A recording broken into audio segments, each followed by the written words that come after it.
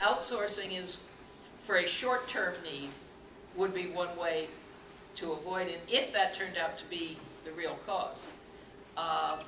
The other side would be if we find out that the salespeople who spend a lot of time pre-qualifying the prospect have highest sales, which is in fact what I would expect, then what we would need to do is find a way to pre-qualify people for the new offering so you don't waste time trying to sell it to everybody.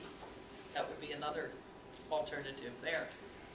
But sales tends to have a lot of mythology associated with it. And so whenever we can get real data, the Six Sigma consulting companies tend to have a lot of very interesting data about the difference between the mythology and the reality of where their sales come from. Okay, so the idea is once you can articulate the contradiction, it helps you figure out what your assumptions were. If you decide that the assumption is valid and you want to stick with it, then by all means you use the trees matrix and it tells you how other people have solved that problem.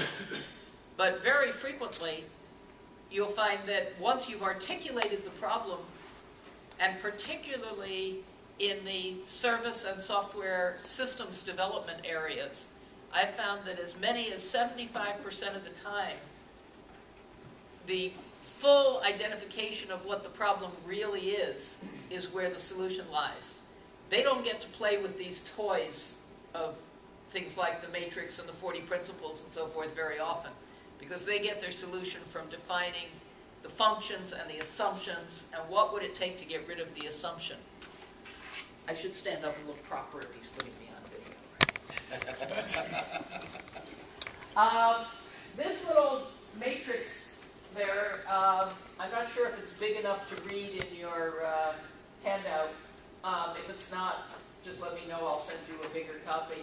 I use this when we are taking TREE's students out of the classroom, and I found that very often a good thing to do is take them completely out of the classroom to look at other people's problems. Again, that ego thing, it's easier to look at other people's problems than your own when you're first learning.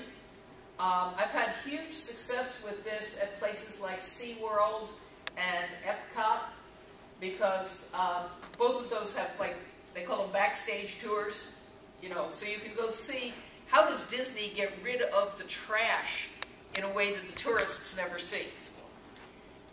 What did SeaWorld do when they put manatees in a tank that used to hold sharks? Manatees are vegetarians, sharks are non-vegetarians, so they have different water cleaning requirements. So seeing somebody else's problem is a much easier, then you become much better at finding your own. But I've had some companies that aren't located in resort areas, or we don't have time to do that. I even took one company recently, I took them on a field trip to the cafeteria of their own plant. Hey, if you've never been in an industrial kitchen, it's like Disneyland. You know, how do they solve the garbage disposal problems in Toronto, Canada, in an industrial kitchen that feeds 5,000 people a day? Well, if you're a human